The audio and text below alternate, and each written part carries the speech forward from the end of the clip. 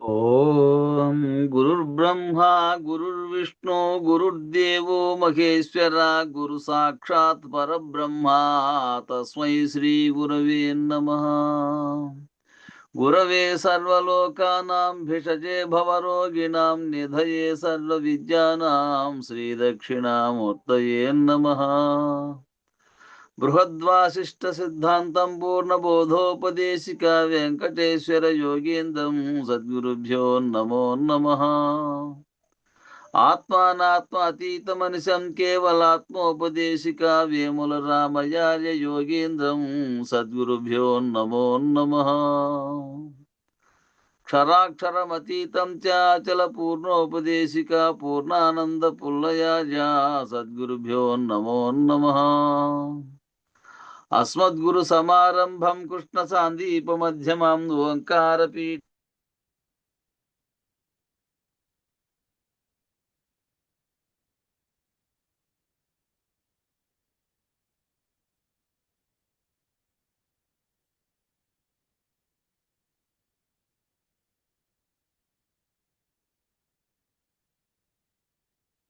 ఇనపల్లె స్వామి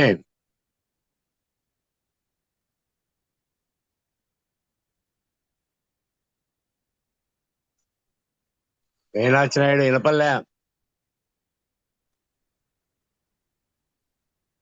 cut అవుతుంది. Cut అవుతుంది. Voice break అయింది సార్. శ్రీవాసుదేవాయ చింత స్వభావ పరబ్రహ్మ నిష్కామ సర్వేంద్రియాతీత సంసార తాపత్రయ భంగ నిస్సంగ నిర్మోక నిష్కర్మ నిత్యాత్మ భక్తాంబుజవ్రాత మార్తాండ సర్వ ప్రభూతాంతరాత్మ చిదాత్మ పరాత్మ పరం జ్యోతి రూప పరేశ పరం ధామ సద్రూప చిద్రూప లక్ష విలక్షాక్షరాండాండ పిండాండ బ్రహ్మాండ భాండోదర సంపూర్ణ సర్వజ్ఞ సర్వేశ సర్వోత్తమ సత్య సంకల్ప సద్వేద వేదాంత సిద్ధాంత శ్రీ శౌనకాగస్త్య కౌండిన్య మైత్రేయ వాసిష్ఠ వాల్మీక కణ్వాత్రి గార్గేయ శ్రీ నారద వ్యాస శ్రీవత్స మార్తండ మాండవ్య శాండిల్య నానా మునిస్తోమా కృత్పద్మ సంధానురూప నిరాకార నిర్వేద్య నిరంధని నిర్బంధ నిర్ముక్త నిష్కాజ మానవమాన విహీనాత్మ తద్భూత పంచ ప్రపంచాది శూన్య భవన్నాశహీన పరకేవలాత్మ భవద్దివ్య రూపం భవత్యం భవేద్యం భవేద్యంబు అసాధ్యం బచోద్యం భవేద్యం భవాద్యం భవోద్యం భవిష్యం భరూపం బనంతం భచించం భవర్ణం బనాకారమజ్యంతరాకిత్యమయ్యొప్పు నీ రూపు బ్రహ్మాది దేవేంద్ర బృందారకులు కూడా కీర్తింపలేరయ్య నీ కీర్తి నీ మూర్తి కీర్తింప నేనెంత దానను భవద్దివ్యమౌ సత్కృపా వీక్షము చేసి నీ స్వస్వరూపంబు నా స్వస్వరూపంబుగా గంటి మేల్కంటి స్వప్న భవిష్యాది భ్రాంతులు సమస్తంబునన్ బాసిపోనయ్యే ఏ వేళ నన్నొక్కరీతిన్గనన్ నిర్గుణం బెందు నే కంబుగా నుండు నీ బట్ట బయలందు నే భ్రాంతియున్ లేదు నా స్వస్వరూపంబు పూర్ణాచలంబౌట నే గంటి నా కల్మషల్పారె నా శంకయుందీరె నా భ్రాంతి పోకారె నా ఇష్టముప్పారె నా నోము ప్రాప్తించె నా జన్మ మీడేరే ధన్యత్వమున్ గంటి సొంతైన నాకున్ కొరంతేమియున్ లేదు శ్రీకృష్ణదేవా నమస్తే నమస్తే నమస్తే నమః. జై శ్రీ సద్గురు ప్రభు మహారాజుకు జై. పూర్ణానంద పుల్లయాజులకు జై. విష్ణానంద కృష్ణమూర్త్యాజులకు జై. అనంతకోటి గురు భక్త మండలికి జై. గురు పరంపరముకు జై. జై గురుదేవ. జై గురు, జై గురు, జై గురు. అందరికీ జై గురు. గురు పరంపరంకు జై. నిన్న ఎక్కడ పేజీలో ఎవరైనా గుర్తుపెట్టుకునే వాళ్ళు ఉంటే 189 పేజీ చెప్తాడు చూడు. 189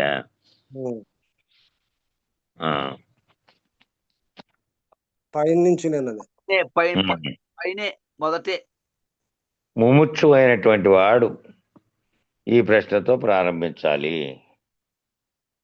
జిజ్ఞాస అయినటువంటి వాడు ఏవో రకరకాలైనటువంటి విశేషార్థాలతో వాచక పద్ధతిగా వాచ్యార్థంగా శాస్త్ర విచారణలో భాగంగా శాస్త్రారణ్యంలో చిక్కుకుపోతూ అనేక ప్రశ్నలు వేస్తూ సందేహాలను తీర్చుకుంటుంటారు.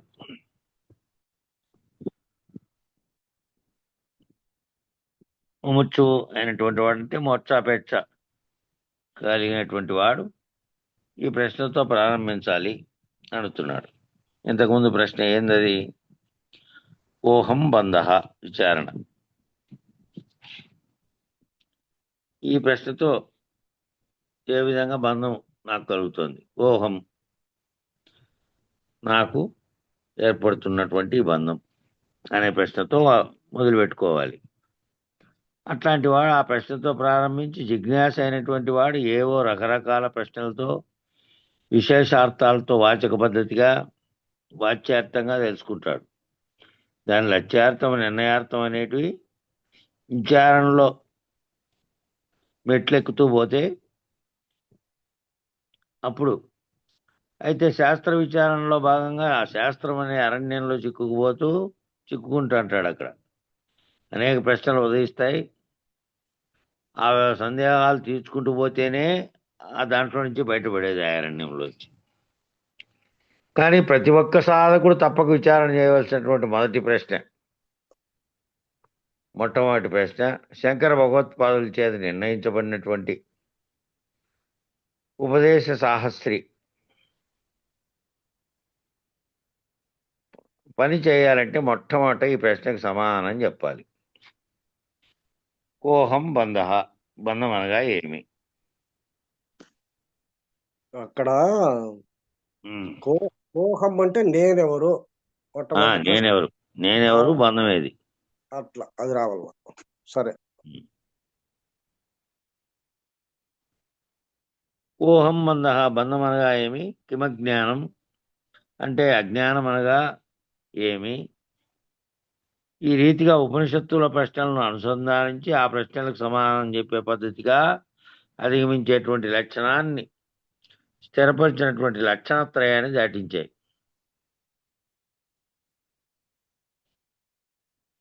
ఈ ప్రశ్నలు ఉపనిషత్తులు అనుసంధానం చేయబడినటువంటి ప్రశ్నలు ఇవి. మోక్షం ఎరికే కాబట్టి బంధము నిర్ణయించి బంధాన్ని బట్టి ముక్తిని మోక్షాన్ని గనుక నిర్ణయించితే అది కూడా ఎరుకే. ఆ నిర్ణయించేది ఎరుకే నిర్ణయిస్తుంది కాబట్టి అది ఎరుకే. ఆవరణ సహిత పద్ధతిని ఎరిగి ఆవరణను విడిస్తే బయలు. ఆవరణతో కూడుకొని ఉన్నటువంటిది ఇదంతా మొత్తం. ఇక్కడ దేహాన్ని తీసుకున్నప్పటికీ ఈ సృష్టిలో జరిగినటువంటి ప్రకృతిని తీసుకున్నప్పటికీ ఆవరణగా ఉన్నది. బ్రహ్మాండం అంతా ఒక ఆవరణగా ఉన్నది. విశ్వానికి అనేకమైనటువంటి గోళకాలతో కూడుకొని భూమి ఆకాశాలతో, భూమి నక్షత్రాలు, అనేకమైనటువంటి సూర్య చంద్రాదులు గోళకాలు, ఇందులోనే జీవులు ఇవన్నీ ఉన్నాయి. ఆ ఆవరణ లేనటువంటిది. ఆవరణ అంటే పరిమితి. ఆ పరిమితులు లేకుండా అంతటా ఉన్నటువంటిది బయలుగానున్నటువంటిది. దానికి ఏ ఆవరణ లేదు. ఆవరణ రహిత పద్ధతి. ఆవరణ సహిత పద్ధతి ఏదో ఎరిగి ఆ దాన్ని వదిలిపెడితే, అది విడిస్తే ఆవరణ లేదు, ఇంకా బయలే. కాబట్టి ఆవరణకు లోబడినదంతా కూడా ఎరుకే. ఆవరణకు ఏదైతే లోబడిందో అదంతా ఎరుకే. కనపడే సర్వ జగత్తుతో సహా అంతా సర్వము తెలియబడుతున్నటువంటి తన్మాత్రల చేతి తెలియబడిని, దేని చేతి తెలియబడేదంతటిది అంతా కూడా ఎరుకే. భక్తి విరక్తులు కూడా ఎరుకే. భక్తి ఉండడం, విరక్తి కలగడం ఎరుకే. నారాయణ నామామృతమే అని ప్రహ్లాదుడు పూజించాడు. గాలిని బంధించి హటించే యోగంతో పని లేదు. జీవుల హింసించే క్రతువులు చేయక పని లేదు. మాధవ మధుసూదన అని మనమును తలిచి చాలురా నారాయణ మంత్రం శ్రీమన్నారాయణ భజనం. భక్తి భక్తి నారాయణుడే దాతయ్య వ్రాతయ్య నారాయణుడే అని ఆ భక్త ప్రహ్లా సినిమాలోది ఈ పాటనే ఇక్కడ ఉదాహరించినారు. ఇవన్నీ నువ్వు ఏమీ చేయాల్సిన పని లేదయ్యా. గాలిని బంధించి హఠయోగంలో కూర్చొని చేసే పని లేదు. దానివల్ల ఏమీ రాదు నీకు ముక్తి. జీవులు హింసించి అన్ని క్రతువులు చేయాల్సిన పని లేదు. జీవులన్నీ నరుకుతున్నారు కదా. ఇప్పుడు మ్యూట్ చేసుకోమ్మా. నేను మ్యూట్ చేస్తా అంటే అన్మ్యూట్ చేసుకుంటాను. మీరు రంగులం క్రతువులు చేయగ పని లేదు. మాధవ మధుసూదన అని మనమును తలిచి చాలురా.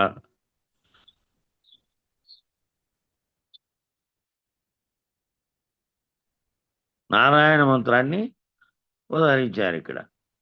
భక్తి ముక్తి అంతా నారాయణుడేనని కేవలం నామంలో ఇది చేసుకున్నారు. ఈ క్రతువులు యజ్ఞం ఏమి చేయలేదు. భావనలో ఇది పెట్టుకుంటే చాలన్నట్టు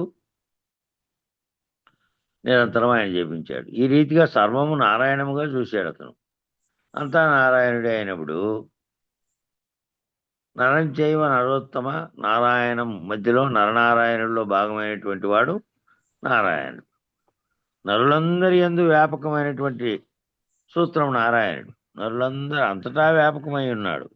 అది తెలుసుకోవాలి. తెలుసుకునే వరకు తాను జీవుడనే భావంతో ఉన్నాడు. తనలోనే ఉన్నాడు, అంతటా ఉన్నాడు. చైతన్యం అంతటా ఉంది. నారాయణుడు అంటే ఏమిటి? వ్యాపించి ఉన్నటువంటి చైతన్యమే. అట్లా అంతటా ఉన్నాడు. నరులందరిలోనూ ఉన్నాడు. అయితే ఈ వ్యాపకమైనటువంటి సూత్రం నారాయణుడు. కానీ ఈ భక్తి ప్రభావం చేత అనన్య భక్తిగా, ఉత్తమమైనటువంటి భక్తిగా, పరాభక్తిగా చాలా రకాల భక్తులు మధుర భక్తి, దాస్య భక్తి, అనన్య భక్తి, పరాభక్తి ఇట్లా నారద భక్తి సూత్రాలలో భక్తి విశేషం అంతా వివరించబడింది. నారద భక్తి సూత్రాలు అనేటువంటి దాంట్లో ఇదంతా విశేషం వివరించబడి ఉందట. ఈ ఎన్ని రకాలైనటువంటి భక్తులు ఉన్నాయో, అనన్యమైనటువంటి భక్తి, ఉత్తమమైనటువంటి భక్తిగా, పరాభక్తిగా, చాలా రకాలైనటువంటి మధుర భక్తి, దాస్య భక్తి, ఈ విధంగా మాటికి అన్మ్యూట్ చేసుకుంటున్నానమ్మా గంగులమ్మ. స్వామి దానంతకు అదే కాదమ్మా. ఒకసారి నేను మ్యూట్ చేసింట పక్కకు పెట్టి అయిపోను, చేతిలో పట్టుకోకుండా.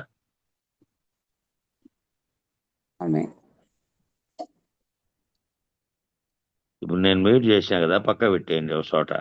దానంతకు అదే కాదు.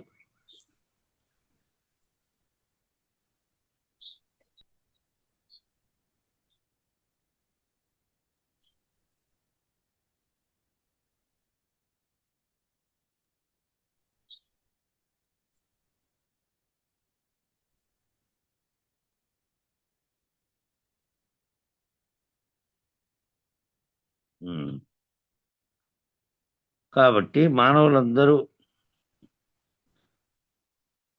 తప్పక అధ్యయనం చేయాల్సినటువంటివి కొన్ని ఉన్నాయి. అవి ఏంటివి అంటే భక్తి సూత్రాలు, యోగ సూత్రాలు, వానికంటే ముందు ధర్మ సూత్రాలు, న్యాయ సూత్రాలు, వైశేషిక సూత్రాలు, చివరకు బ్రహ్మసూత్రాలు. కాబట్టి విశేషార్థమును అల్పమైనటువంటి అక్షరములతో కూర్చి చెప్పేటువంటి దానికి సూత్రము అని పేరు. ఈ సూత్రాలన్నీ నిజానికి గొప్పతనం ఏంటంటే మన దేశానికి గొప్పతనం. ప్రపంచంలో ఇంకా మామూలుగా వ్యవహారిక జీవితానికి సంబంధించినవే తయారు కాని రోజుల్లో, ఇతర జంతువుల్లాగా వాళ్ళు జీవించే స్థాయిలో ఉన్న రోజుల్లోనే, వేల సంవత్సరాల క్రితమే ఈ న్యాయ సూత్రాలు, ధర్మసూత్రాలు, వైశేషిక సూత్రాలు, తర్క మీమాంసలు లాంటివన్నీ పుట్టాయి ఇక్కడే. ఇక్కడ ఉన్నటువంటి మునులే తయారు చేశారు. వేరు వేరు అంశాల మీద అంత లోతుగా పరిశీలించి చెప్పారు. యోగ సూత్రాలు ఇక్కడే చెప్పారు, భక్తి సూత్రాలు చెప్పారు, ధర్మ సూత్రాలు, న్యాయ సూత్రాలు, వైశేషిక సూత్రాలు, ఇవన్నిటికీ చివరికి బ్రహ్మసూత్రాలు. కాబట్టి విశేషార్థమును అల్పమైనటువంటి అక్షరములతో కూర్చి చెప్పేటువంటి దానికి సూత్రం అని పేరు. విశేషమైన భావాన్ని, అర్థాన్ని ఉండేటట్టు చేసి దానికి అల్పమైనటువంటి అక్షరములలో తక్కువ చిన్న చిన్న అక్షరాలతోనే ఆ అక్షరాల్లోనే అంత పెద్ద భావం వచ్చేటటువంటి చెప్పేదాని పేరే సూత్రం. ఇట్లా మహనీయులందరూ వారి వారి జీవితంలో వారు సాధించినటువంటి తపోఫలాన్నంతా ఈ సూత్రాల ద్వారా రాబోయేది లక్షలాది సంవత్సరాలకు పనికొచ్చే విధంగా, కాలం ఎట్లన్నా మారని పనికొచ్చే విధంగా ఆనాడే తయారు చేసి పెట్టారు. వాళ్ళు సాధించినటువంటి తపోఫలం అంతా దాంట్లో పెట్టారు ఆ సూత్రాల్లో. కాబట్టి అలాంటి సూత్ర సముచ్చయాలను మనం ఆధారం చేసుకుని జీవిస్తున్నాం. ఇలాంటి సూత్రాలన్నిటి కలిపినటువంటి కట్ట సముచ్చయం అంటే ఒక గుచ్చి పూలగుత్తి లాంటిది. ఇలాంటి దాన్ని మనము ఆధారం చేసుకొని విచారణ చేస్తూ ఉన్నాం. అయితే ఈ భక్తి ప్రభావం అంతా ఎరుకే, ఈ భక్తి అంతా ఎరుకే. మరి ఆ భక్తి ప్రభావంలో విరక్తి కూడా దాగి ఉంది. ముందు భక్తి ఏర్పడాలంటే ఈ వ్యవహారికమైనటువంటి మామూలు అంశాల మీద విరక్తి ఏర్పడి ఉండాలి. విరక్తి ఏర్పడితేనే మోక్షాపేక్ష ముక్తి వైపు మార్గం కలుగుతుంది. లేదంటే రక్తిగా ఉంటే ప్రపంచమే కనపడుతూ ఉంటుంది. దాని పట్లే పోతా ఉంటుంది భావం కూడా. కాబట్టి ఎప్పుడైతే నువ్వు విరక్తి కలిగి ఆధ్యాత్మికం వైపు వచ్చావు అంటే ఆ మామూలు ప్రాపంచిక విషయాల మీద విరక్తి కలిగింది అని అర్థం.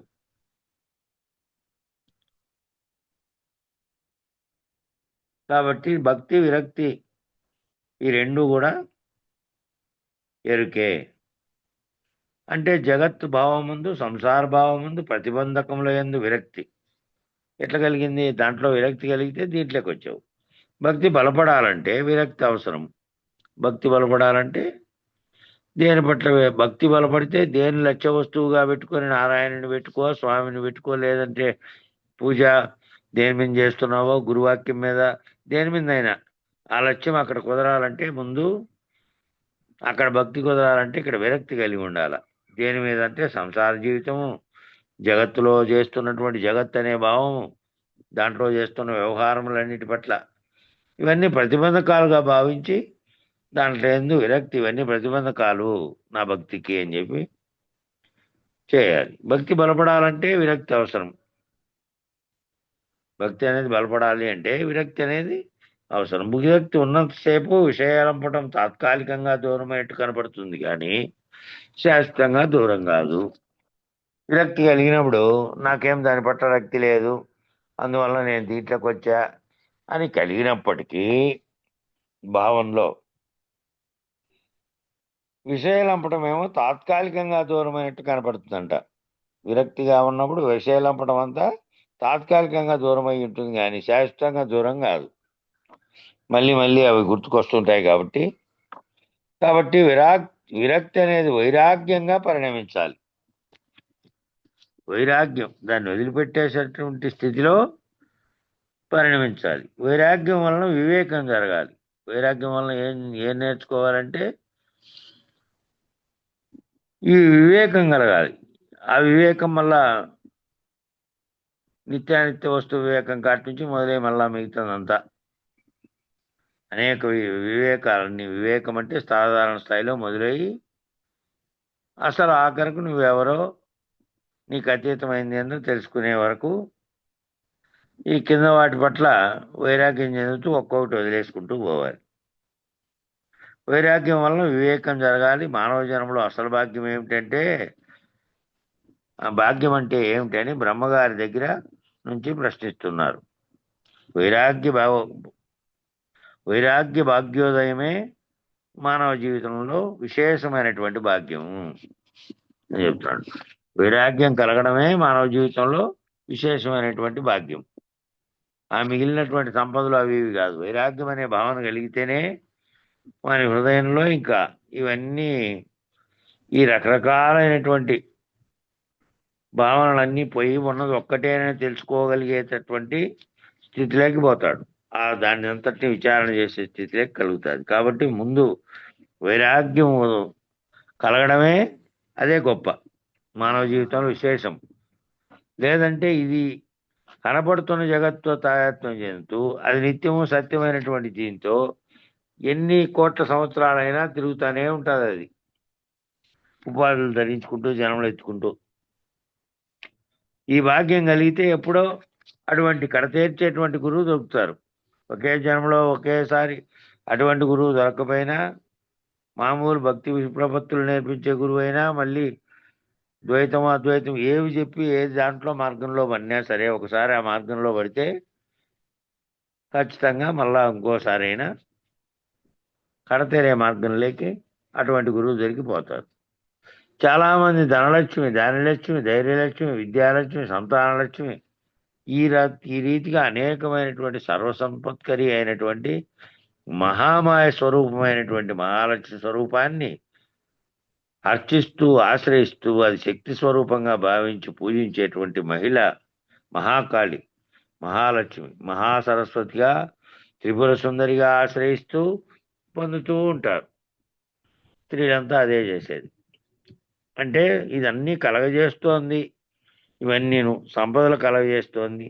మన ధైర్యము, ధాన్యము, ఇంకా 8 రకాలైనటువంటి హస్తలక్ష్ములు అయినటువంటి సర్వసంపత్కరి, సర్వసంపదలను ఇస్తున్నటువంటి శక్తిగా భావించి, ఆదిశక్తి స్వరూపంగా భావించి పూజించేటువంటి మహంకాళిగా, మహాలక్ష్మిగా, మహాసరస్వతిగా, త్రిపుర సుందరిగా అన్ని రకాలుగా పూజిస్తూ ఉంటారంట, ఆశ్రయిస్తూ.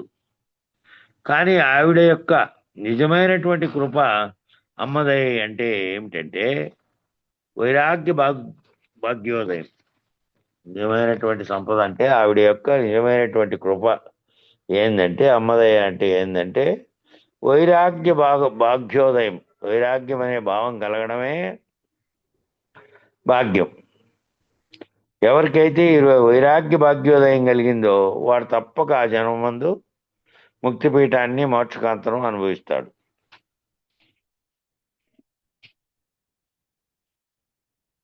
ఎవరికి ఈ విధంగా కలిగిందో వైరాగ్య భాగ్యోదయం, అదే భాగ్యం అంట, సంపద కలిగేది కాదు. ఆ రకమైనటువంటి ముక్తి మార్గంలో ప్రయాణం చేయాలంటే, ఆ పద్ధతిలో ప్రయాణం చేయాలి అంటే ముక్తి మార్గంలో ప్రాథమికమైనటువంటి అర్హత అవసరం. ముక్తి మార్గంలో ప్రయాణం చేయాలంటే ప్రాథమికమైనటువంటి అర్హతే ఈ భాగ్యోదయం. ఇది లేకుండా నువ్వు ముక్తి మార్గంలో ప్రయాణం చేయలేవు. అట్టి వైరాగ్య నిష్ఠ చేత పొందినటువంటి జ్ఞానబలం ఏ కర్మనైనా దగ్ధం చేయగలిగేటువంటి సమర్థమైనటువంటిది.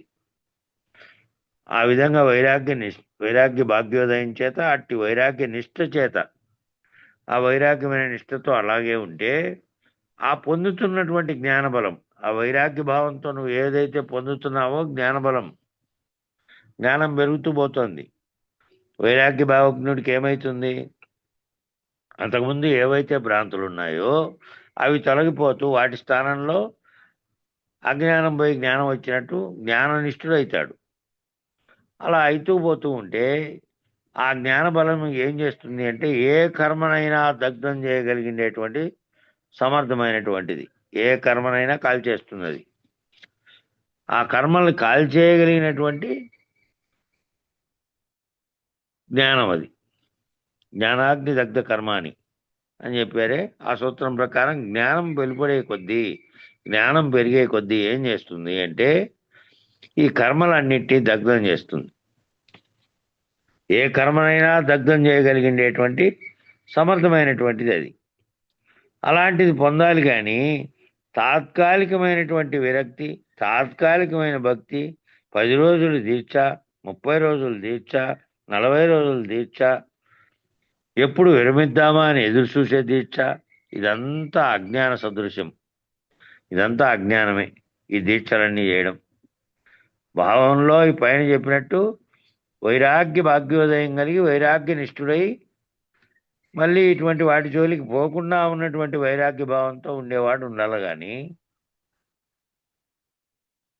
ఈ రకమైనటువంటి ఆ జ్ఞానంతో అట్లా ఎవరైతే జ్ఞాననిష్ఠులై ఉన్నటువంటి స్థితికి చేరుకుంటారో వారికి కర్మలని దగ్ధం అయిపోతాయి. అట్లాంటివి చేయాలి. కానీ ఈ తాత్కాలికమైనటువంటి విరక్తి కలిగి 10 రోజులంతా దీక్షగా ఉండడం, 10 రోజులు మాలేయడం, ఇక్కడ దుర్గామాల, అక్కడ రకరకాలైనటువంటి మాలలు వేసుకోవడం, మళ్ళీ పోయి రావడం, ఆ 40 రోజులు దీక్ష ఎప్పుడైపోతుందా అని ఎదురు చూసే టైప్లో ఉండడం, ఇదంతా ఏమవుతుందంటే ఇదంతా అజ్ఞానమే. జ్ఞానం తెలుసుకున్నటువంటి వాడు, జ్ఞానం పొందేటటువంటి వాడు ఈ ఒక్కటొక్కటిగా నీ కారణం నేను, నీకు జగత్తుకు ఈశ్వరునికి ఏది మూలం అని విచారణ చేసుకుంటూ పోతే ఈ భ్రాంతులన్నీ తొలగిపోతే అప్పుడు జ్ఞానాగ్ని చేత మిగతాటివి దగ్ధమైతాయి తప్ప ఈ 40-30 రోజులు అనేటివి తాత్కాలిక విరక్తి చేసేటివి. మళ్ళీ 40 రోజులు అయిపోతేనే ప్రాపంచిక జీవితంలో వ్యవహారం లేకొచ్చి పడే. మళ్ళీ ఇక్కడ ఊరికే ఉంటుందే, మళ్ళీ దీని గురించి తీవ్రత అవుతుంది, మామూలుగానే ఉంటుంది. ఆ తాత్కాలికంగా 10 రోజులు మాత్రమే అది విరక్తి. కాబట్టి ఇదంతా అజ్ఞాన సదృశ్యం. కానీ ఆశేషమైనటువంటి భక్తి సాంప్రదాయంలో అనన్యమైనటువంటి భక్తి, అనన్యాచ్యంతయంతో మామే జన పర్యుపాసతే తేషాం నిత్యాభియుక్తానాం యోగక్షేమం వహామ్యహం. ఇది పరమాత్మ ఇచ్చినటువంటి వాగ్దానం.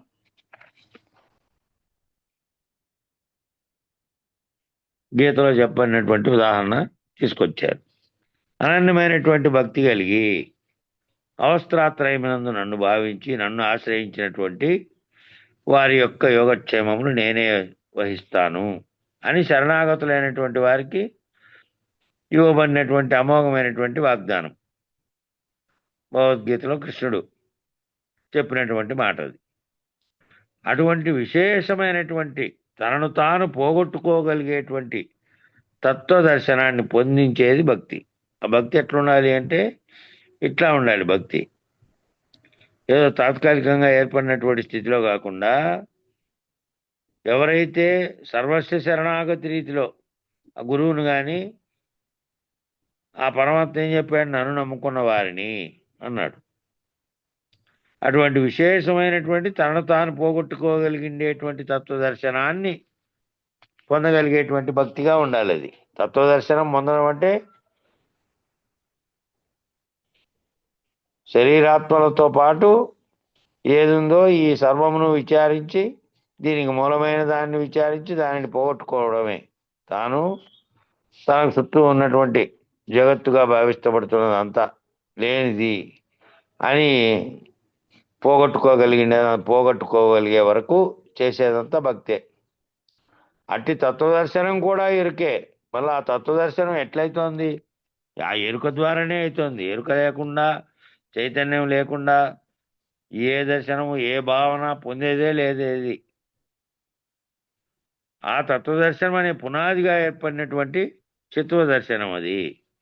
తత్వదర్శనం అంటే తత్వాన్ని అర్థం చేసుకోగలిగేకి అందులోని అంతరార్థ విషయాలపైన ఉన్నటువంటిది చిత్వదర్శనం.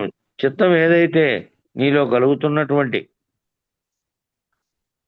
ఈ అన్నిటికీ సంకల్పాలకు, వీటన్నిటికీ కారణమైనది ఏమిటి అని విచారించడం. చైతన్య దర్శనం అంటే చైతన్యం అనేటువంటి ఏది చైతన్యమో, ఏది సర్వమును నిర్ణయిస్తోందో, సర్వమును సంకల్పిస్తోందో దాన్ని తెలుసుకోవడం.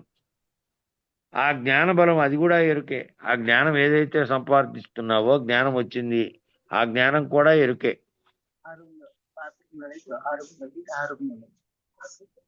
మ్యూట్ చేయండి అమ్మా. ఎరుకే సంకల్పమని నీ వెరుగుము సత్కీర్తి.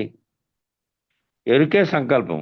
ఏ సంకల్పాలన్నీ పుడుతున్నాయని మనసులో, ఆ సంకల్పాలన్నీ ఈ అనంత ఏ సంకల్పం చేత మొట్టమొదట అనంత విశ్వమంతా ఉద్భవించిందో, ఏ సంకల్పం చేస్తే ఈ సృష్టి స్థితి లయాలన్నీ ఏర్పడినాయో,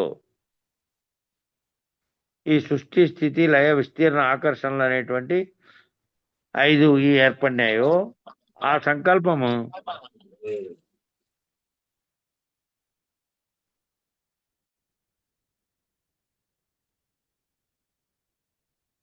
అట్లా ఉద్భవించినటువంటి సంకల్పము, ఆ సంకల్పం చేతనే ఈ ఏర్పడుతున్నటువంటి అర్ధభాగమైనటువంటి కూటస్థము బ్రహ్మాండం నందు ఉన్నటువంటి మిగిలిన 24 తత్వ సముదాయములను ఏర్పరచగలిగిందో దానికి సంకల్పం అని పేరు. ఆ ఏర్పడినటువంటి సంకల్పం ఏముంది? సగభాగం అలాగే ఉండగా ఆ ఏర్పడినటువంటి సగభాగాలన్నీ కలుస్తూ పోయి పంచభూతాత్మకమైనటువంటి ప్రపంచం ఉద్భవించడానికి కారణమైందో ఆ మొట్టమొదటి దానికి సంకల్పం అని పేరు. బ్రహ్మ కర్మ సమారభే అని అన్నిట్లో చెప్పబడేటువంటి ప్రథమ సంకల్పమే మంటపారాధముగా, నవగ్రహములుగా, దిగ్దేవతలుగా, వారి వారి పరివారములుగా, ఇంద్రియాది అధిష్టాన దేవతలుగా, ఆదిదైవతముగా, తత్వములుగా, ప్రకృతిగా, కామేశ్వరి కామేశ్వరులుగా అంతా సంకల్పం నుంచే. ఆ అర్ధభాగం ఒకటే సంకల్ప ప్రభావం. ఈ మిగిలిన అర్ధభాగము, మిగిలిన 24 వ్యావృత్తి చెందుటే సంకల్పం.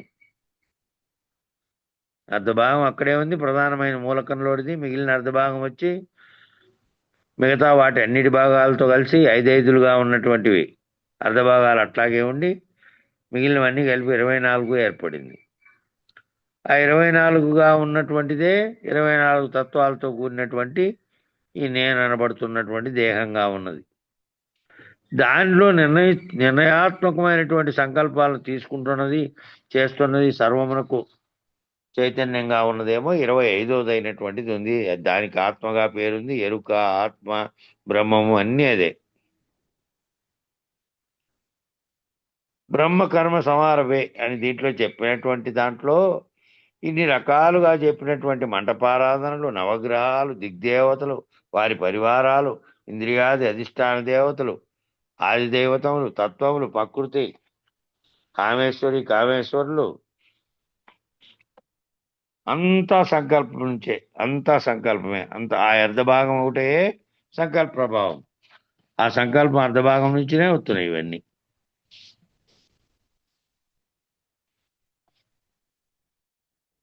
ఈ అర్ధభాగం మిగిలిన 24 నందు వ్యావృత్తి చెందుటే సంకల్పం.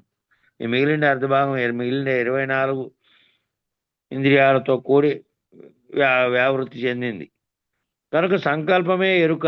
ఆ సంకల్పమే ఎరుక. కూటస్థము ఎరుకే. కూటస్థం అంటే నీవు జీవభావంలో నుంచి సంకల్పం కాటి నుంచి విచారణ జరిపి సర్వమునకు కారణమైనటువంటిది ఒకటి ఉంది. ఆ సగభాగంగా ఏదైతే ఉందో అందులో నుంచి ఉత్పన్నం కావడానికి ఏమిటేమిట్లో పోయి కలిసిందో ఆ ఉత్పన్నం కావడానికి మొదలు పుట్టినటువంటి సంకల్పంగా ఉన్నటువంటి బ్రహ్మముగా ఉన్నదాన్ని విచారిస్తే ఆ ఏర్పడడానికి ఈ సముదాయం అంతా ఏర్పడడానికి ఏదైతే మిగిలి అక్కడ సగంగా ఉందో అది కూడా దానికి సంకల్పం అని పేరు.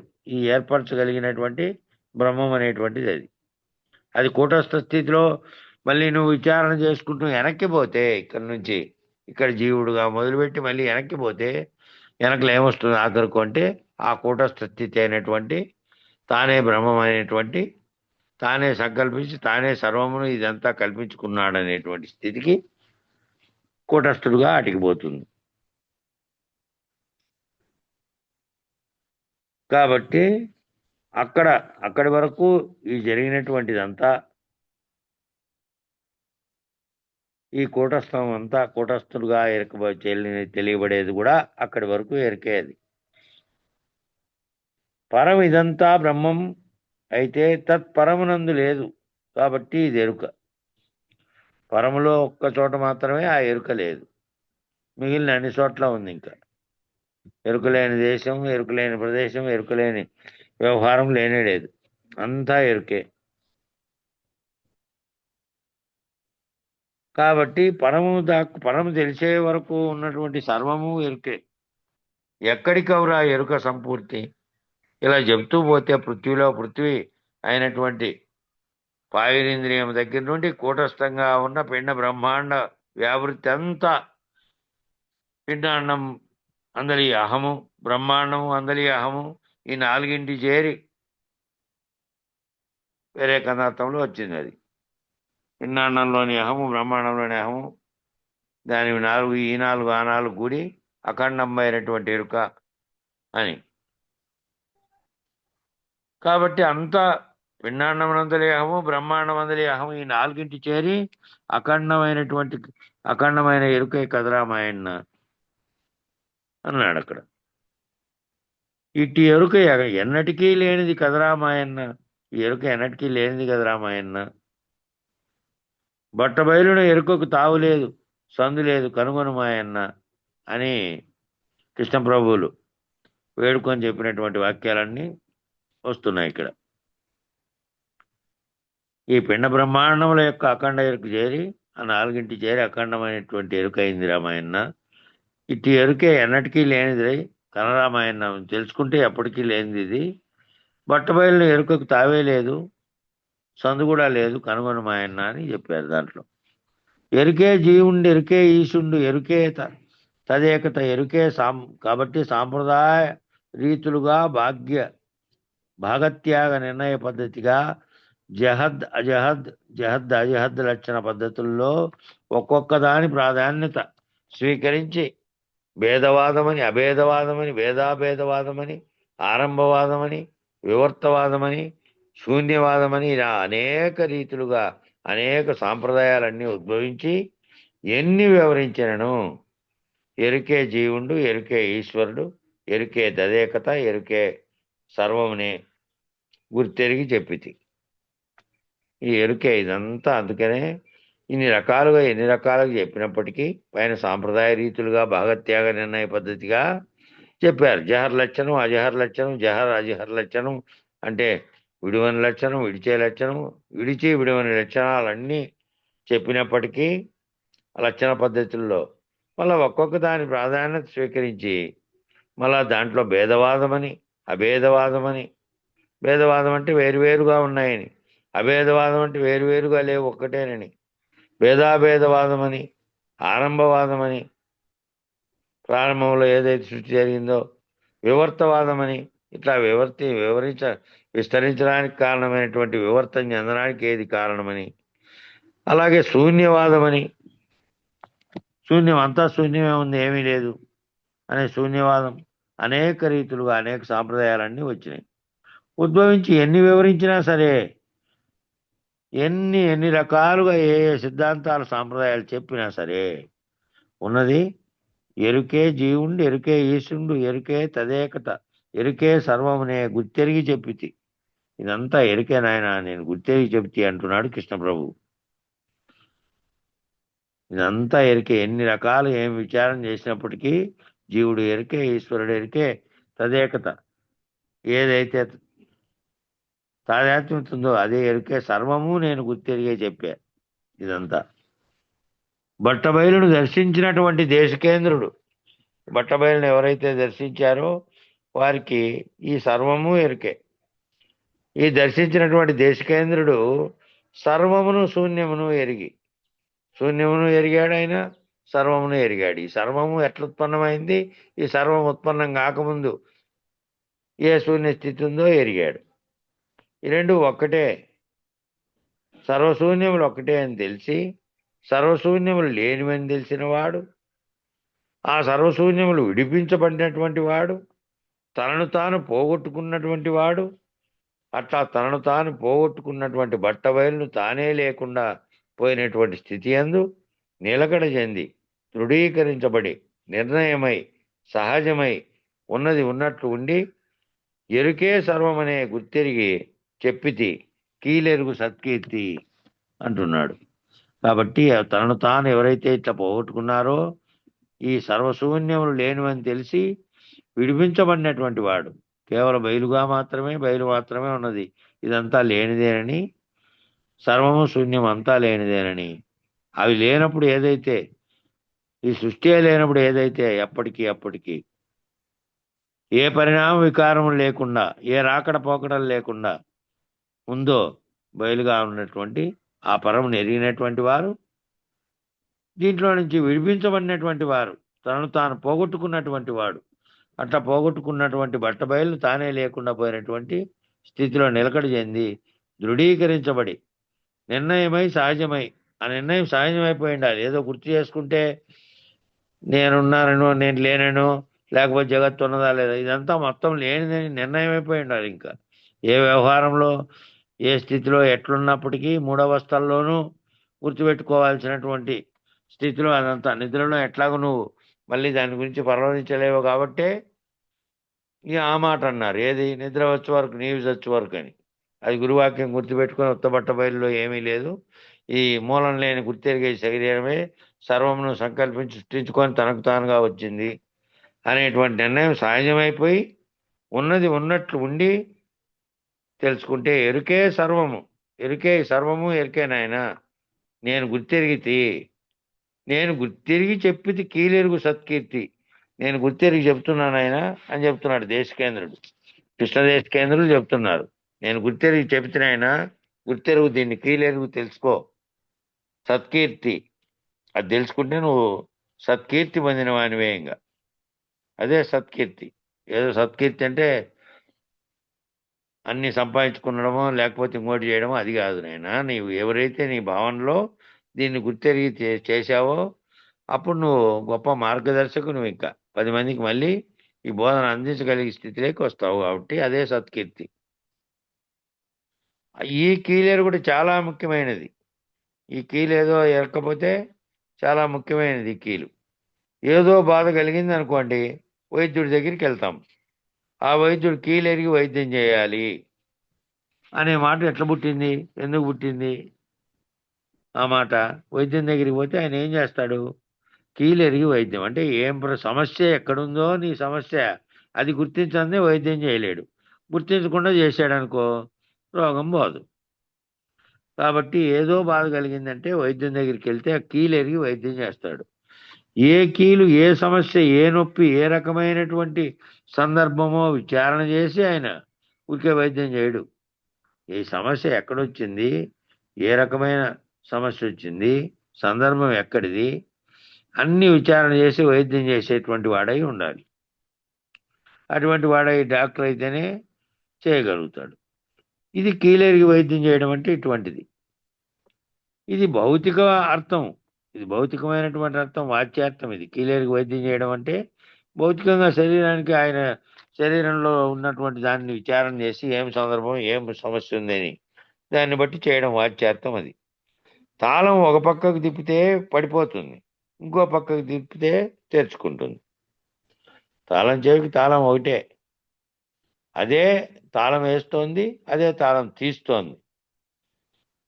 ఎడమ వైపుకి తిప్పితే బంధించబడుతుంది, మళ్ళా కుడివైపుకి తిప్పితే తెరుచుకుంటుంది తాళం. కాబట్టి ఇది కీలెరిగి తిప్పడం. కీలెరిగి తిప్పడం ఇది. కీలెరిగి తిప్పకుండా వేసిన తాళాన్ని వేసిన వైపుకే తిప్పినారనుకో ఎట తెరుచుకుంటుంది? తెరుచుకున్న తాళాన్ని తెరుచుకున్న వైపుకే తిప్పారనుకో ఎట తెరుచుకుంటుంది? లేదు. అది ఎట్లా వేయాలో ఆ కీలెరిగి తిప్పడం అనేది అది. ఈ నైపుణ్యంతో కూడుకున్నది ఇంకొక పద్ధతి ఉంది. ఏది ఏమై ఉన్నదో నిర్ణయించేటటువంటి వస్తునిచ్చే పద్ధతి, వస్తునిచ్చే జ్ఞాన పద్ధతి కూడా కీలే. ఆ వస్తునిశ్చయం అని ఎందుకు అన్నారు? ఆ జ్ఞాన పద్ధతిలో ముందు నీకు భ్రాంతి కలగడానికి కారణమైనవేవో అక్కడి నుంచి విచారణ మొదలుపెట్టి ఏది నిత్యమైంది ఏది అనిత్యమైందో తెలుపుతూ వస్తునిశ్చయంగా నీకు జ్ఞానాన్ని అందించే పద్ధతి కూడా కీలే. ఆ కీలెరిగి చేయాలి. ఆ కీలెరిగి చేస్తేనే నువ్వు ఈ పద్ధతిని ఆశ్రయించినందుకు ముక్తి పొందుతావు. లేదంటే ఆ కీలెరిగి చేయకుండా ఉంటే ఆ వస్తునిచ్చే జ్ఞానంగా అది ఏర్పడదు నీకు. కాబట్టి ఈ మరొక పద్ధతి ఉంది, ఆ పద్ధతి గురించి చెప్తున్నాడు. ఇది నిరపేక్ష పద్ధతి. అట్టి నిరపేక్ష పద్ధతిగా చెప్పబడినటువంటి అచల సాంప్రదాయంలో కీలెరుగు సత్కీర్తి. ఈ వేదాంతంలో ఏం పద్ధతి అంటే నిరపేక్ష పద్ధతి, ఆపేక్ష కాదు. ఆ ఆపేక్షలన్నీ ఎంతకాలం ఉన్నప్పటికీ అది పోయేటివి కాదు. దాని బదులు ఇంకోటి వస్తూనే ఉంటుంది, ఇంకోటి ఇంకోటి ఇంకోటి. దేని పట్ల నువ్వు తాయాత్వం చెందినంత కాలం అనేకత్వంగా ఉన్నటువంటి కోరికలన్నీ ఉద్భవిస్తూనే ఉంటాయి. కాబట్టి ఒక్కొక్కటి నిరసన చేసుకుంటూ వదులుకుంటూ రావాలి. నిరపేక్షంగా కావాలి అంటే దాని విచారణ అంతా కూడా నిరపేక్ష పద్ధతిగా చెప్పబడుతుంది దీంట్లో. అచల సాంప్రదాయంలో కీలెరుగు సత్కీర్తి అంటే గురు పారంపర్య సంప్రదాయక విశేషం చేత, గురు పారంపర్యము అనేక పరంపరలు, అనేక శతాబ్దాల్లో అనేకమైనటువంటి ఈ సృష్టి ఏర్పడినప్పటి నుంచి ఎవరెవరు ఆయా కాలానికి ఒక గొప్ప గురువు ఉండి పరంపరగా అందించబడుతున్నటువంటిది. ఈ సాంప్రదాయ విశేషం చేత పూర్ణ బోధను పొందినటువంటి ప్రబోధన అందించినటువంటి మహనీయులందరూ సత్కీర్తి పడిచినటువంటి వారే. ఇది మనం చెప్పుకుంటామే పరంపర అంతా మహావిష్ణువు కాటి నుంచి నేటి వరకు మన గురువుల వరకు మనం చెప్పుకుంటున్నామే. ఇదంతా కూడా వీళ్ళంతా కూడా అటువంటి బోధన అందించి ప్రబోధనం, బోధన కాదు, ప్రబోధ అంటే విశేషమైనటువంటి ప్రకృష్టమైనటువంటి బోధ. ఇంకా దాన్ని తెలిస్తే దాన్ని మించినటువంటి బోధ లేదు. అటువంటి బోధన అందించినటువంటి మహనీయులందరూ కూడా సత్కీర్తి పడిసినటువంటి వారే. అటువంటి బోధన ఎవరైతే అందించారో వాళ్ళంతా సత్కీర్తిని పడిసిన వారే. అందువల్ల పాదుకాంత దీక్ష అయినటువంటి పూర్ణబోధ, దీక్ష పొందినటువంటి వారికి తప్పక ప్రతి ఒక్కరూ సాష్టాంగ నమస్కారం చేయాలి అనేటువంటి నిబద్ధత భారతదేశంలో ఏర్పరచబడింది. అటువంటి పూర్ణబోధ పొందినటువంటి వారికి, ఎవరు పొంది ఉన్నప్పటికీ అటువంటి వారికి, వాళ్ళ గురువే అని కాదు, ఇంకో గురువు ఎవరో వచ్చి అటువంటి బోధను చెప్పగలిగినటువంటి పూర్ణ బోధన ఎరిగి ఆ చెప్పగలిగినటువంటి వాళ్ళు ఉండే వాళ్ళందరికీ, అటువంటి వారికి తప్పక ప్రతి ఒక్కరూ సాష్టాంగ నమస్కారం చేయాలనేటువంటి నిబద్ధత దేశంలో ఏర్పరచబడింది పూర్వం నుంచి. కారణం ఏమిటంటే అటువంటి పూర్ణబోధ గరిమ చేత సత్కీర్తిని పడిసినటువంటి వారు వీళ్ళు కాబట్టి. వీళ్ళెవరు అయ్యా అంటే ఈ తరతరాలుగా వస్తున్నటువంటి ఈ సాంప్రదాయ బోధని అందించడం కోసం కృషి చేసినటువంటి వాళ్ళు.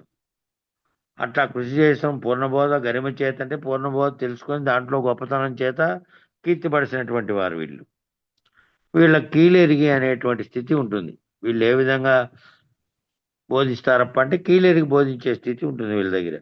దేని యొక్క కీలు ఎక్కడ ఉంది, దేన్ని ఎడి తిప్పితే అది ఏమవుతుంది, ఎరుక ఓ పక్కకు తిప్పితే ఎరుక గట్టిపడుతుంది, ఓ పక్క తిప్పితే ఎరుక విడుస్తుంది. ఎరుక విడిచే పద్ధతిలో చెబుతున్నారా, ఎరుక గట్టిపడి మళ్ళా వానికి ఇంకా భ్రాంతి ఎక్కిస్తున్నారా అనేది కూడా బోధిస్తున్నటువంటి గురువు దగ్గర చేరిన శిష్యుడు గమనించాలి. కాబట్టి ఎటువైపు తిప్పాలి, ఎరుక విడిపించే పద్ధతిలో తిప్పాలి, ఎరుక గట్టిపడే పద్ధతిలో కాదు. కాబట్టి ఏ పక్కకి తిప్పితే ఎరుక విడుస్తుందో అది ఆయన అనుభవరీత్యా వాళ్ళ గురువుతో తెలుసుకొని ఉంటాడు. ఆ రీతిగా బంధముక్తులను ఎరిగి విడిపించగలిగి, విడువగలిగి, విరమించగలిగి తనను తాను కొనేటటువంటి కీలు నెరిగి, అట్లా కీలు నెరిగితే ఎక్కడికవరా ఎరుక సంపూర్తి. ఈ రీతిగా సర్వమును లేని పద్ధతిగా బట్టబయలందు వీటికి పునాదే లేదు అనేది తెలుసుకుంటూ, ఈ ఉత్త బట్టబయలు ఏదీ లేదు, మూలాన్ని గుర్తిరిగే శరీరం కూడా ఏదీ లేదని నిర్ణయాలను అధిగమిస్తూ రావాలి. అట్లా అధిగమించడానికే ఎక్కడికైతుంది ఎరుక సంపూర్తి అనేది, ఎక్కడికైతుంది, ఎక్కడ నిరంతరము ఆ దాంట్లో నుంచి అధిగమించే వరకు ఉన్నదంతా ఎరుకే, ఆ బయలు తప్ప మరి మిగిలినదంతా కూడా సర్వ జగత్తులో అది ఎరుకే. కాబట్టి దీన్ని ఎన్ని పేర్లని చెప్పినా, ఎన్ని రకాలుగా చెప్పినా కూడా గుర్తెరుగుతున్నదంతా ఎరుకేను అని చెప్పారు. 48వ కందార్థం చెప్పన్నా.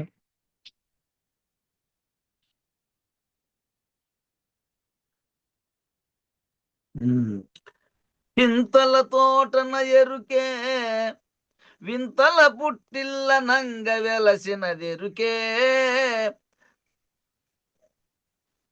తంతుల పేటన ఎరుకే, పంతములకు చూడమూలా బలమన్న నెరుకే, జగజ్జనన స్థలమన్న నెరుకే, భ్రాంతులకెల్లాను పట్టణమన జెల్లి, కాంతాది రూపులు కల్పించుటకు మూల బలమన్న నెరుకే, జగజ్జనన స్థలమన్న నెరుకే. జయ గురు. ఈ ఎరుక తలంపులకు తోట వంటిది. తలంపులు అన్నీ పుడతానే ఉంటాయి ఆ తోటలో. ఆ తోట ఎక్కడో లేదు, నీలోనే మనసులో పుడుతున్నటువంటివి. ఈ తలంపులకన్నీ తోట వంటిది ఎరుక. వింతలకు పుట్టిల్లు వంటిది. ఈ వింతలని చేస్తున్నటువంటిది కూడా ఈ ఎరుకే.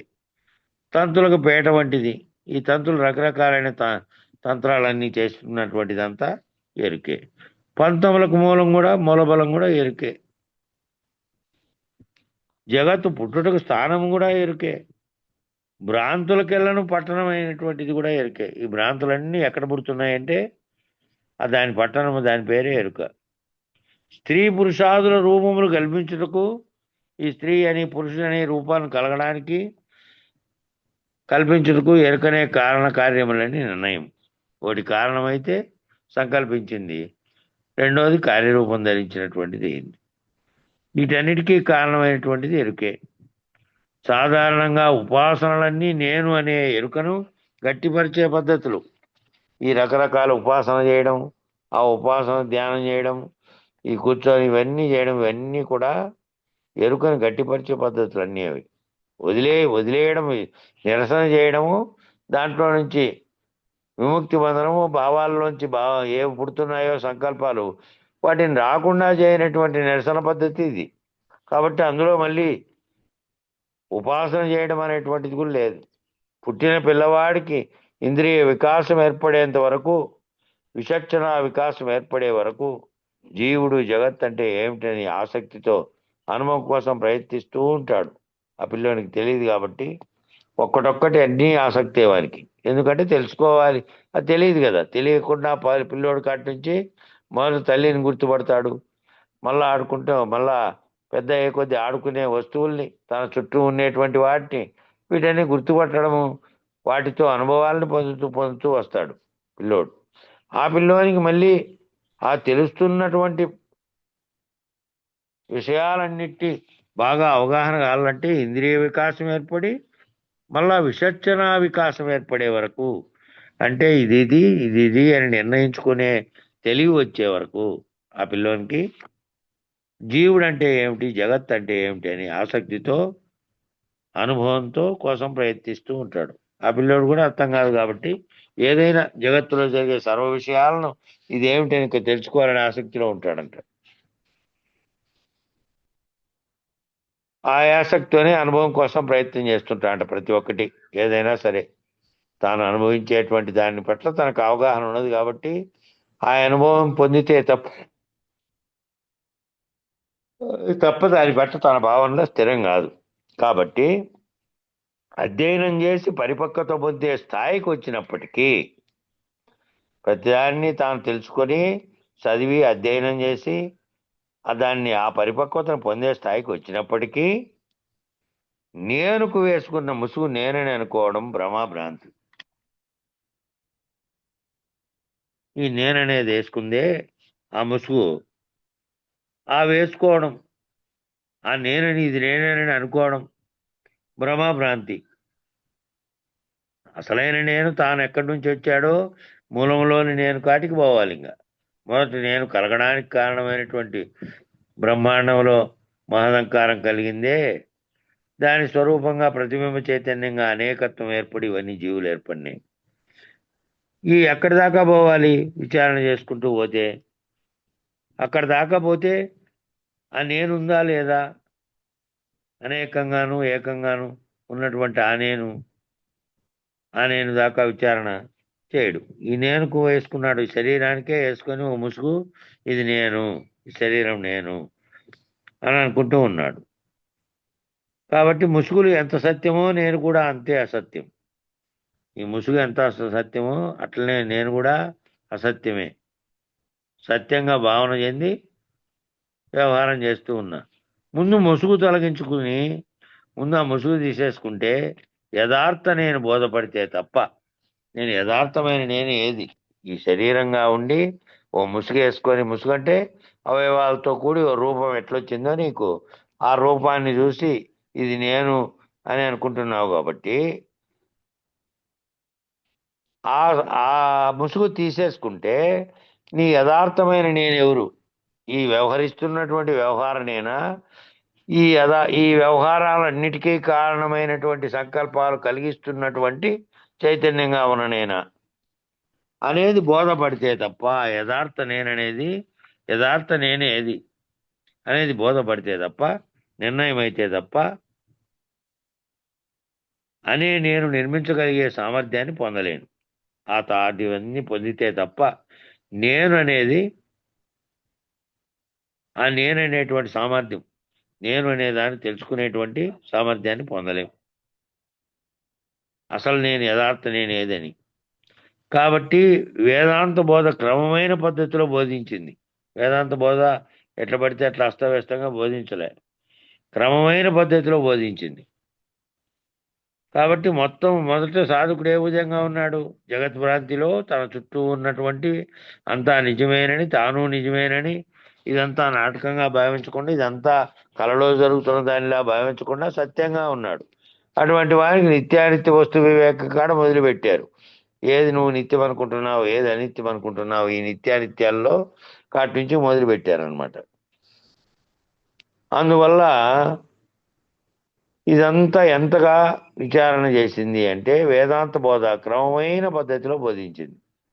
ఒక్కొక్కటి క్రమమైన పద్ధతిలో బోధించి ఇదంతా ఏ విధంగా యథార్థమైన నేను ఎక్కడుందో ఆ నేను కూడా ఎలా లేదో విచారణ జరిపే వరకు అంతా ఇదే. మహానుభావులకు అవబోధ పద్ధతిగా, జ్ఞాన పద్ధతిగా, పరావిద్య పద్ధతిగా ఈ విశేష జ్ఞానం గల వారులకు శరీరం ఒక వస్త్రమని, జగత్తు ఈశ్వరునికి వస్త్రమని ఇత్యాదులు సహజంగానే నిన్నమై మానవలోక కళ్యాణం కొరకు తమ ఎదుచబడిన వారిలో గుణమాలిన్యం, అజ్ఞాన మాలిన్యాన్ని తొలగించి సాధకులుగా, జ్ఞానులుగా ఎలా తీర్చిదిద్దాలో అలా ప్రయత్నం చేస్తూ ఉంటారు. కాబట్టి బావులైనటువంటి వారికి, అవధూతులైనటువంటి వారికి ఆ బోధా పద్ధతిగా, జ్ఞాన పద్ధతిగా, పరావిద్య పద్ధతిగా ఈ విశేష జ్ఞానమైనటువంటి వాళ్ళందరికీ విశేష జ్ఞానాన్ని పొందినటువంటి వాళ్ళకి ఎట్లుంటుంది అంటే, ఈ శరీరం ఒక వస్త్రము, ఆ వస్త్రం ధరించింది. ఆ శరీరం అనే వస్త్రాన్ని ధరించింది ఏది? నీలో చైతన్యం అనేటువంటి పిలువబడే ఆత్మ. అది తాను చేసినటువంటి కర్మల ఫలితాన్ని ఈ శరీరం ద్వారా అనుభవించడానికి ఇది ఒక వస్త్రం ధరించింది. ఇది శిథిలమైతేనే ఇంకో వస్త్రం ధరించడానికి పోతోంది, ఇంకో జన్మెత్తి ఇంకో ఉపాధి లభించడానికి. కాబట్టి దాన్ని వ్యక్తం చేసుకుంటే జగత్తు అనేది ఈశ్వరునికి వస్త్రమని, ఈ జగత్తంతా మొత్తం ఈశ్వరునికి వస్త్రం, ఈ ఇత్యాదులన్నీ సహజంగానే నిర్ణయమై ఉంటాయంట. ఆ మహానుభావులైనటువంటి వాళ్ళకి సహజంగా నిర్ణయమై అవన్నీ మానవ కళ్యాణం కొరకు తమకు ఎదుటిపడిన వారిలో గుణమాలిన్యం పోగొట్టుకునే వరకు, తమకు ఎవరైతే ఎదురుపడ్డారో, ఎవరైతే ఆశ్రయించారో వాళ్ళలో గుణమాలిన్యం తొలగించి, అజ్ఞాన మాలిన్యాన్నంతా తొలగించి సాధకులుగా, జ్ఞానులుగా వారిని ఎలా తీర్చిదిద్దాలనే ప్రయత్నం చేస్తూ ఉంటారంట అటువంటి మహానుభావులు. ఆ పేరాకాటికి నిలుపుదాం. సమయం సరిపోయింది. మంగళం చెప్పండి. జై గురుదేవ. మంగళమనియనరే గురుమూర్తిని పొంగు చుకనరే, మంగళమనరే కురంగలోచనులారా, రంగు మీరంగ మృదంగ తాళ ధ్వనుల మంగళమనియనరే గురుమూర్తిని పొంగు చుకనరే, పాదరజమును నుదుట పాదుగా ధరించి మోదముతో తీర్థముంచి దునుమాడును మంగళమనియనరే గురుమూర్తిని పొంగు చుగనరే. ప్రవిమలమైనట్టి త్రివిధ ప్రసాదములు సవినయమున నిచ్చినవనిలోగాచును మంగళమనియనరే గురుమూర్తిని పొంగు చుగనరే. జీవభావము లేని కేవలాత్మను తెలిపి భావరహితము చేసి తావు పుట్టుకలనచు మంగళమని అనరే గురుమూర్తిని పొంగుచుగనరే.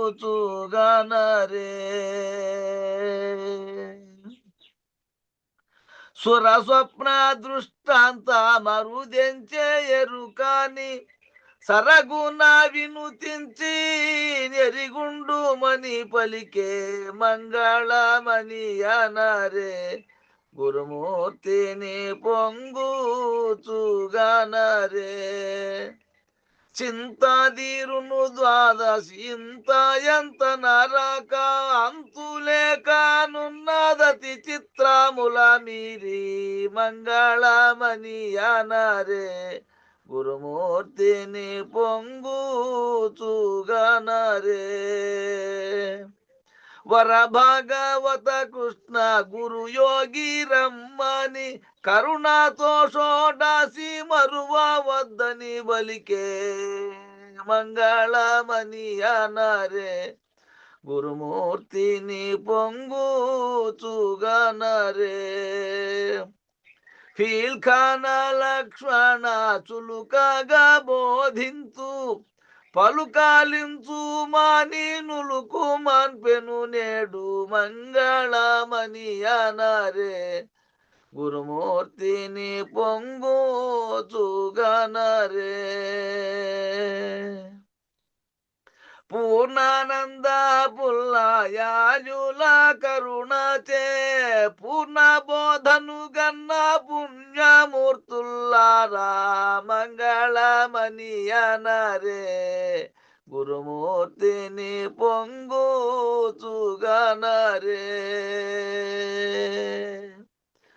మంగళం గురుదేవాయ మహనీయ గుణాత్మనే సర్వలోక శరణ్యాయ సాధురూపాయ మంగళం. జై శ్రీ సద్గురు ప్రభు మహారాజుకు జై. పూర్ణానంద పుల్లయాజులకు జై. విశ్వానంద కృష్ణమూర్త్యాజులకు జై.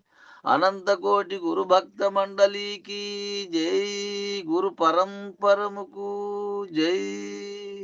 జై గురుదేవ.